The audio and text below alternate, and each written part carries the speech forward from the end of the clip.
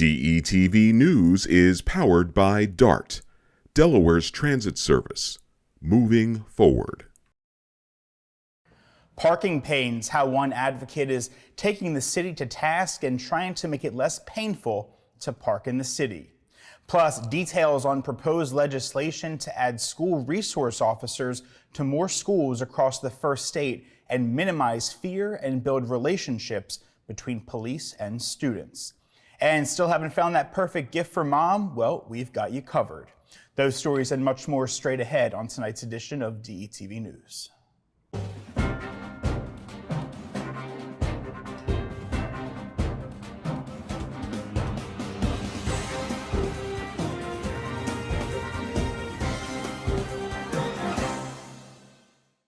Hello and welcome to DETV News. I'm Matt Ford. Thanks so much for being with us this evening. A few weeks ago, we introduced you to a video series that's made quite a splash on social media. The series is focused on parking rules here in the city of Wilmington. Ken Grant has been successfully encouraging the city to make it less confusing and more inviting to park here in Wilmington.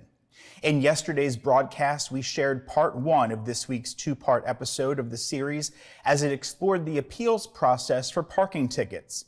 In today's edition, Ken looks to provide some background for residents, but as you'll see, it seems to only create additional questions. Take a look. So it was the late 90s when the city decided that in order to raise revenue, they would embark on this mission to issue as many parking tickets as possible. And they raised the ticket rate to $40 a piece, higher than any other city in the Mid-Atlantic region. By the way, there is a measure on the City Council agenda right now to lower that ticket price. I highly recommend you reach out to your City Council member, tell them that you support that effort. So the city started issuing anywhere from 55 to 75,000 tickets a year in a city with a population of about 70,000, give or take. And in order to appeal those tickets, you went to the Office of Civil Appeals, an internal process that really has no legal standing, no real legal training, and they have an incentive. If they decide that your appeal is actually worthwhile, they don't really want you to not pay that $40. So if they shoot you down, then you have a choice. You can either pay the $40 or you can say, you know what, let's take this to JP Court. You have to apply to the city, and then the city will schedule a time for you to go to JP Court. JP Court, by the way, here's parking ticket cases normally on the third Friday of each month. It's not an everyday thing, it's not an every week thing, it's a once a month thing, third Friday of each month. So with that in mind, when people are saying that something should be resolved all the way to JP Court within a matter of 1 or 2 weeks, not really feasible.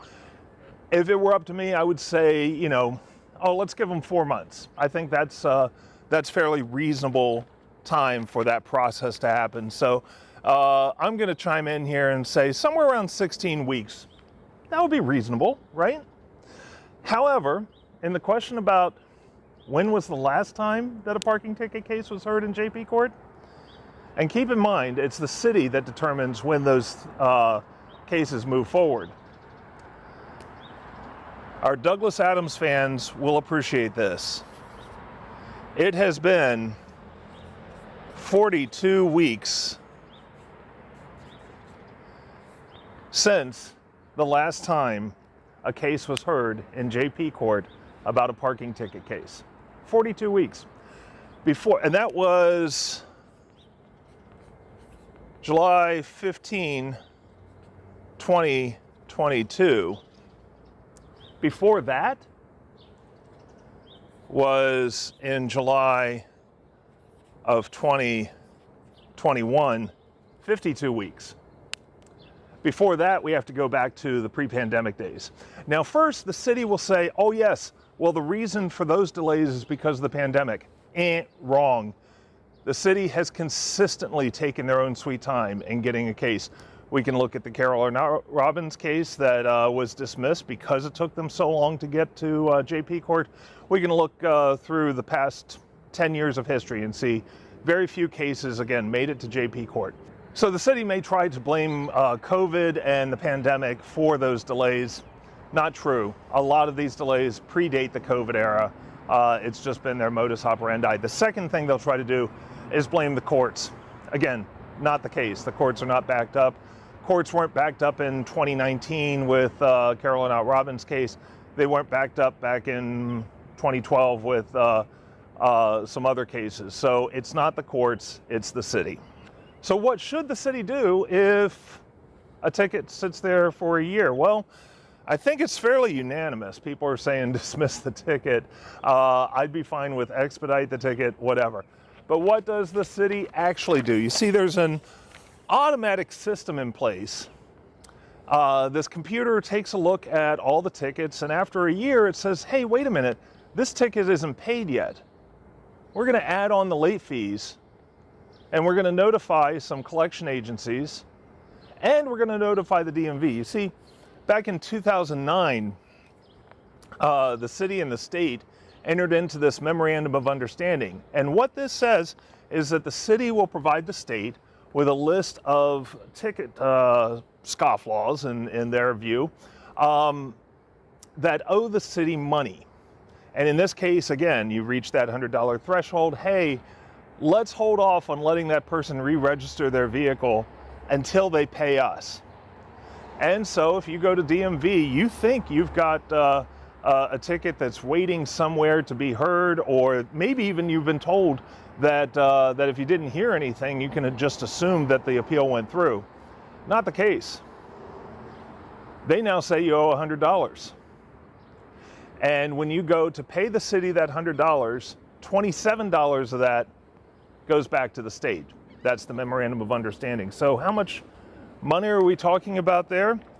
In 2010, shortly after the program got started, only $6,000 was paid back to the state. Again, that's 27%.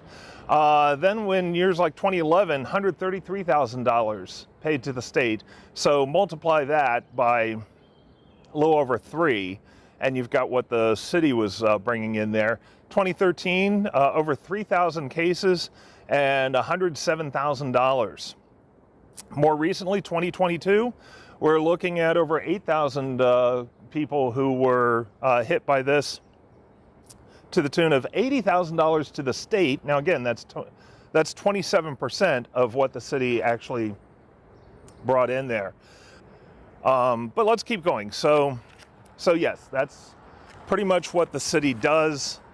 And as you can see here, that by operating this way, the city just might be violating our constitutional right to due process. I'm not an attorney, never gone to law school, I don't know. Interestingly, I had asked city officials back in 2019 about how often this kind of thing happens, and what they told me then was, I guess we'll never know. Ken says he recently filed a Freedom of Information Act request asking the city how many of these requests to take a ticket to JP Court have they received.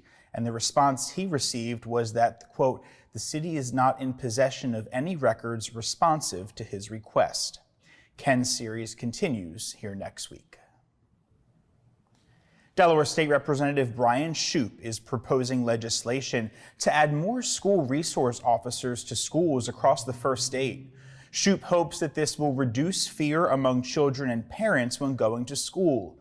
The proposed bill will fund SROs throughout the state of Delaware at 70% and the local school district at 30% annually. The legislation will be presented to the Education Committee in the House next week.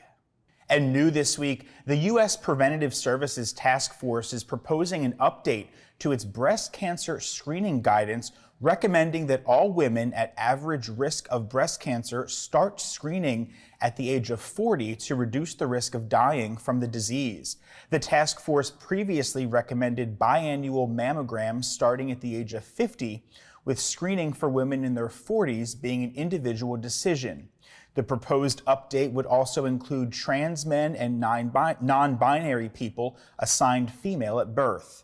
The draft recommendation is available for public comment until June 5th. Women with a personal history of breast cancer or a family history of genetic mutations are considered high risk and should continue to follow their doctor's recommendations.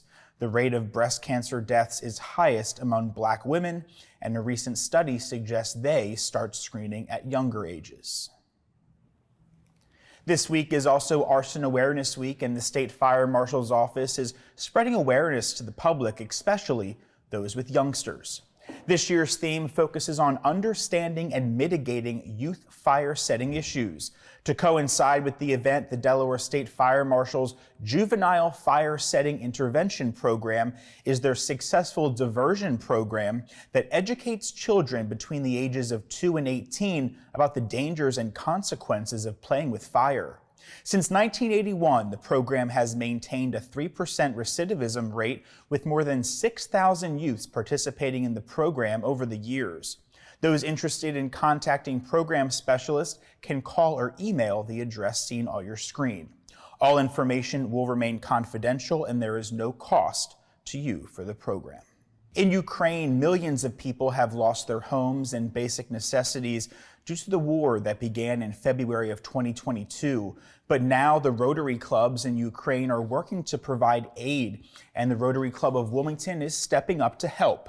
Since the war's start, over 21 million Ukrainians have lost their homes, with nearly 700,000 of them experiencing the loss in January of this year alone. 7 million of them have become internally displaced persons, but the Rotary clubs in Ukraine have been providing them with essential items such as shelter, food, and water. Now, the Rotary Club of Wilmington has pledged to raise $200,000 to provide the most basic necessities like food and water, beds and blankets, and even furniture and appliances. On Thursday, May 18th, Okanza Markova, Ukrainian ambassador to the United States, will speak to attendees at the Rotary Club of Wilmington Stands with Ukraine fundraising dinner at the Hotel DuPont. Tickets are still available, and if you'd like more information or to purchase tickets, simply head to rotarywilmington.org. The Delaware Department of Natural Resources and Environmental Control will launch a pilot surf fishing program reservation system next week. The system will apply to state parks, drive-on, and multi-use beaches, and will require reservations during peak times in the summer season. Annual and 2-year surf fishing permits will need reservations on weekends and holidays from 8 a.m. to 4 p.m. from May 20th to September 4th. Reservations for holidays will be available the Thursday prior. The system will be available for reservations beginning May 16th, for reservations on May 20th, and on May 17th for reservations on May 21st. Reservations for each weekend will open weekly on Tuesdays for the upcoming Saturday and Wednesdays for the upcoming Sunday. Annual and 2-year surf fishing permit holders may access the beach without a reservation on peak weekends and holidays after 4 p.m., but must be off the beach by 8 a.m. the next morning. Reservations must be printed and displayed in the registered vehicle for enforcement verification. Annual and 2-year surf fishing permit holders with reservations will be allowed into the park for surf fishing even if a park gate is closed when parking capacity has been reached. To find answers to frequently asked questions and other surf fishing resources, simply head to the website on your screen. Looking for a career in public safety? Well, the Delaware State Police want to remind you that the deadline to apply for their September 2023 Academy class is May 26th. The final round of initial applicant testing for the hiring process is scheduled for Saturday, June 3rd. This will include the physical fitness test immediately followed by the written examination. Can't make that deadline? No worries. DSP is also accepting applications for their spring 2024 Academy class. If you have questions, you can drop them a line at dsp.recruiting@delaware.gov, or you can learn more and submit your application at becomeatrooper.com. The third annual Shad Fest will be held once again in Brandywine Park on Saturday, May 20th from 10 a.m. to 3 p.m. The popular Shad Run 5K will kick off the event at 9 a.m. Shad Fest is a free annual family-friendly celebration of the Brandywine River and the return of the American shad. Over 1,500 people attended Shad Fest in 2022. That's an increase of over 300% from 2021. Attendees included more than 700 children who participated in interactive educational exhibits from 20 of Delaware's leading environmental organizations. Organizers say it's going to be shadtastic. Sorry, I couldn't help myself. For more information, head to brrt.org/shadfest. And if you're still looking for the perfect gift for Mom's Day this Sunday, well, the Grand wants to help you out. There are still tickets available for upcoming shows, including Leanne Rimes, Sherry Shepard and Kim Whitley, Sarah Evans, and many more. For tickets and info, head to thegrandwilmington.org. And Mom may be interested in this as well. It's back. The Wilmington Flower Market Festival at Rockford Park returns this weekend. The admission-free 3-day event is filled with flowers, crafts, food, carnival rides, a petting zoo, a beer garden, and live entertainment. And the best part, it has raised more than $4 million for over 50 children's charities in Delaware in the past 100 years. The flower market will be held May 11th, 12th, and 13th at Rockford Park. For more information, head to wilmingtonflowermarket.org. And that's going to do it for tonight's edition of DETV News. Be sure to follow us all across your favorite social media platforms and head to our website. That's detvch.com. With tonight's news, I'm Matt Ford. Lauren Wilson and I will see you back here next week.